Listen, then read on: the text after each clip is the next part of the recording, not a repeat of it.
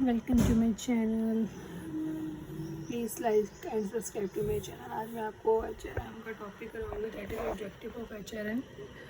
Objective of HRM देखिए क्या था। The primary objective of HRM is ensure availability of content and writing force of organisation. मतलब कि सबसे पहला जो ऑर्गेनाइजेशन का ऑब्जेक्टिव होता है वो ये होता है कि हमें अवेलेबिलिटी करवाना कि क्या हमारे कंपिटेंट, कौन से हमारे कॉम्पिटिटर हैं और कौन हमारे साथ ऑर्गेनाइजेशन में जो चाहता है कि वर्कफोर्स करे। ठीक है, beyond this there are several objectives. करें हम इसको ध्यान रखते हैं, मतलब बहुत तरह के ऑब्जेक्टिव होते हैं, स्पेशली कौन कौन से होते हैं। जैसे कि HRM का ऑब्जेक्टिव है 4 फोल्ड होते हैं बेसिकली। सबसे पहला है societal, second one is organisational, third one is functional and fourth one is personal. सबसे पहले सोशल ऑब्जेक्टिव पढ़ते हैं, to be ethically and socially responsible to the challenges of the society। कह रहे कोई भी हम एथिकली मैनर्स के साथ और सोसाइटी के लिए जो भी रिस्पॉन्सिबल होते हैं challenge to society while minimizing the negative impact of such demand upon the organisation.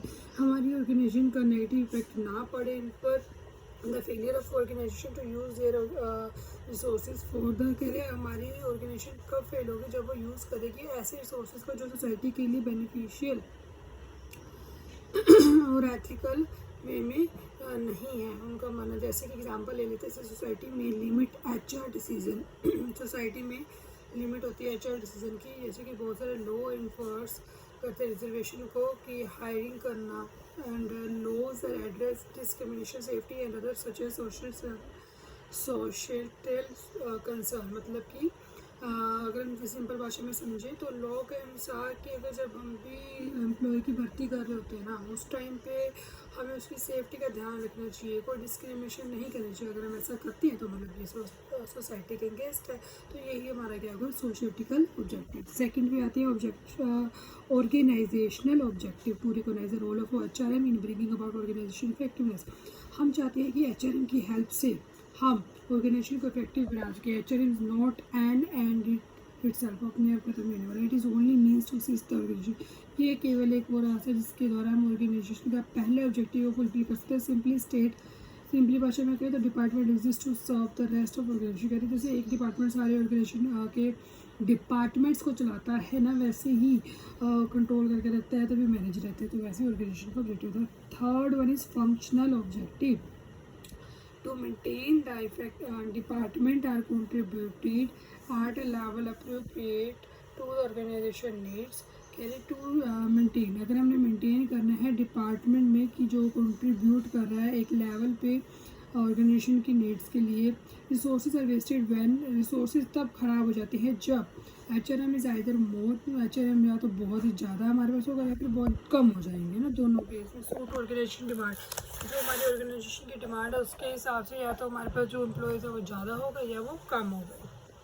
तो department level of service must be tailored to fit it serves. करें तो हमें अपने डिपार्टमेंट का लेवल ऐसा बनाना चाहिए कि ना ही ज़्यादा हो ना ही कम हो, बैलेंस बना रहे। लास्ट पे आते हैं पर्सनल ऑब्जेक्टिव। क्या है, to assist employ in achieving their personal goal. हम इसमें एम्प्लॉय को उसके पर्सनल गोल अचीव करने के लिए मोटिवेट करते हैं, at least is for as this goal enhance and visible contribution to organization. क्योंकि इससे वो अपना तो सेटिस्फेक्शन होएगा कि वो जो चाहता है वो तो कर ही रहा है, पर साथ में ऑर्गेनाइजेशन के लिए भी बेनिफिट हो जाएगा।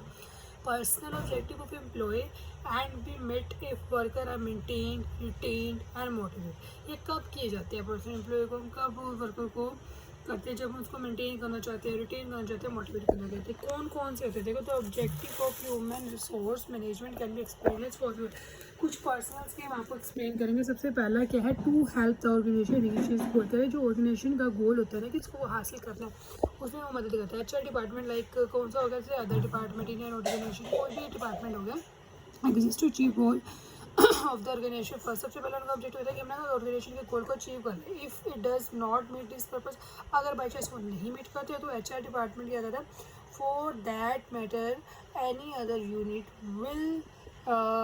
विल विदर एंड डाई, तो उसको ख़त्म कर देते थे। ठीक है, to employ the skills and ability of the worker efficiency. करें तो प्राइमरी पर्पस क्या होता है HRM का, कि वो जो लोग हैं उसके अंदर उनकी स्ट्रेंथ की पीपल स्ट्रेंथ प्रोडक्टिविटी उनको अच्छा बनाए, एंड टू बेनिफिट करे किनका, कस्टमर्स का, शेक होल्डर का, स्टॉक होल्डर का, एम्प्लॉयज़ का, है ना। थर्ड कह रहे हैं to provide organisation with well trained and well motivated employee. अच्छा नेम क्या रिक्वायर करता है एम्प्लॉयज़ को कि वो मोटिवेट रहें, क्योंकि अगर वो मोटिवेट रहेंगे तो वो मैक्सिमम एफर्ट करेंगे किसमें, अपनी परफॉर्मेंस के अंदर, जिसकी जब हम उन्हें एवेल्यूएट करेंगे तो properly for result and on the basic conversation, तो हमारी ओवरऑल क्या होगा, इससे हमारी ऑर्गेनाइजेशन में तो इंप्रूवमेंट होएगी ना। अगर मान लीजिए आप मोटिवेट हैं, आप खुश हैं, आप अच्छे से काम कर रहे हैं, आप तो अच्छे से काम करेंगे, आपके दिल की तसल्ली तो है, ये ऑर्गेनाइजेशन की भी तसल्ली हो रही है। To increase the fullest the employee job satisfaction and self-actualization, it tries to prompt and stimulate very employee to realize कह रहे एक्चुअली ना पता क्या था, बहुत फास्टली अगर स्टिमुलेट करने की हर ऑर्गेनाइजेशन में जो एम्प्लॉयज़ है वो रियलाइज़ करते हैं कि हाँ ये मेरे प्लस पॉइंट है। To this and suitable programme are to be design, कह रहे इसलिए ऐसे प्रोग्राम बनाए जाते हैं जिनका एम क्या होता है कि एम इम्प्रूव कर सके क्या क्वालिटी ऑफ वर्क लाइफ को, टू डेवलप एंड मेंटेन और क्वालिटी ऑफ वर्क लाइफ। कह रहे देखो हमने अभी पढ़ा कि हम जो एम्प्लॉयज़ हैं उनको ट्रेन भी कर देते हैं ताकि वो मोटिवेट भी हो सकते हैं, तो इससे क्या होगा, it make employee in organisation desirable personal social situation. देखो इसके द्वारा क्या होगा, जो ऑर्गेनाइजेशन है उसमें एक डिज़ायरेबल पर्सनल सिचुएशन होगा विदाउट इम्प्रूवमेंट। अगर हम इम्प्रूवमेंट नहीं करेंगे किस में, क्वालिटी ऑफ वर्क लाइफ में, तो ये बहुत ज़्यादा मुश्किल हो जाएगा इम्प्रूव करना ऑर्गेनाइजेशन को परफॉर्मेंस में। कहते हैं to communicate HR policy to all employee, कह रहे it is responsible of HR to communicate, कह रहे वो रिस्पॉन्सिबिलिटी है HR की, वो कम्युनिकेट करे फर्स्ट पॉसिबल सेंस को, बहुत इन टेपिंग आइडिया में, ओपिनियन में, फीलिंग्स के कस्टमर के, नॉन कस्टमर की, regulators and external public as well as in understanding the view of internal human sources. देखिए HRM की रिस्पॉन्सिबिलिटी बनती है कि वो सबसे पहले कम्युनिकेट करे किन के साथ, बोथ के साथ, कौन से टेपिंग आइडिया क्या है, ओपिनियन क्या ले रही है, फीलिंग क्या है कस्टमर के अंदर, जो हमारे कस्टमर नहीं है उनका क्या है पॉइंट ऑफ व्यू, रेगुलेटरी क्या चल रही है, एक्सटर्नल पब्लिक क्या चाहती है, वो सारी चीज़ों को एनालाइज करें, ठीक है।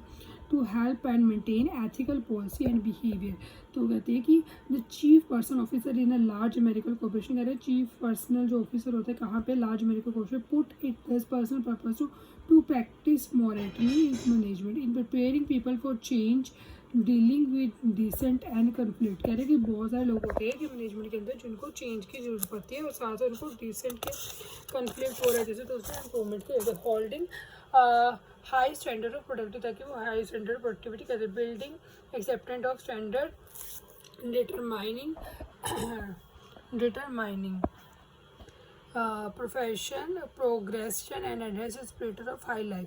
मीन्स ओवरऑल हम ये बोल सकते हैं कि अगर हमने स्कोप की बात की, हम शॉर्ट में पढ़ते हैं एक बार, अब हमने बोला कि ऑब्जेक्टिव में हमने बेसिकली 4 ऑब्जेक्टिव पढ़े हैं। सबसे पहले सोशल, दूसरा ऑर्गेनाइजेशन, तीसरा फंक्शन, चौथा पर्सनल। सोशल से नाम से पता चल रहा है कि सोसाइटी के बारे में हमने कोई भी ऑब्जेक्टिव बनाया उसका भला करना है, कुछ भी ऐसे काम नहीं करने हैं जिससे उसको हार्म। ऑर्गेनाइजेशन मतलब ऑर्गेनाइजेशन जहाँ पे काम कर रही है उसको कुछ ना कुछ गोल होता है, वो अचीव करना चाहती है, वो उस गोल को अचीव ध्यान में रखते हुए उसकी बाकी जो अदर एक्टिविटीज़ हैं उनको प्रॉपरली मेंटेन किया जाए। फंक्शनल, फंक्शनल नाम से पता चल रहा है कि कुछ करके दिखाना है ना, तो काम करके दिखाने के लिए हमें मैन पावर चाहिए, तो मैन पावर ना ही बहुत ज़्यादा होनी चाहिए ना ही बहुत कम होनी चाहिए, उसका एक प्रॉपर बैलेंस होना चाहिए।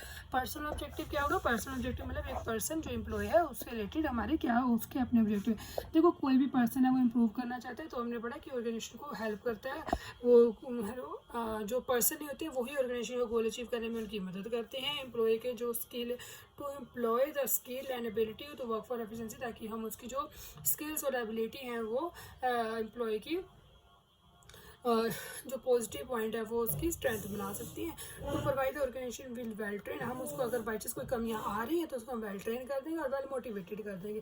इससे क्या होगा, increase the fullest employee job satisfaction and self accumulation. इससे जब उसको ट्रेन कर देंगे जो हमारे एम्प्लॉय होगा, जो उसकी जॉब सेटिस्फेक्शन होगी वो बढ़ जाएगी और साथ ही साथ सेल्फ एक्यूमुलेशन भी हो जाएगी।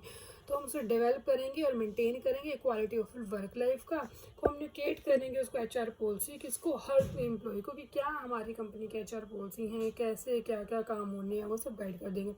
To help maintain ethical policy and behaviour, तो उनको ये भी मदद करेंगे कि कौन सी एथिकल पॉलिसी को तुमने मेंटेन करना और कैसा बिहेवियर चाहिए। प्लीज़ लाइक और सब्सक्राइब करें, जो टॉपिक आपको समझना है चैनल का मुझे बताएं, मैं आपके लिए टॉपिक प्रिपेयर करूँगी।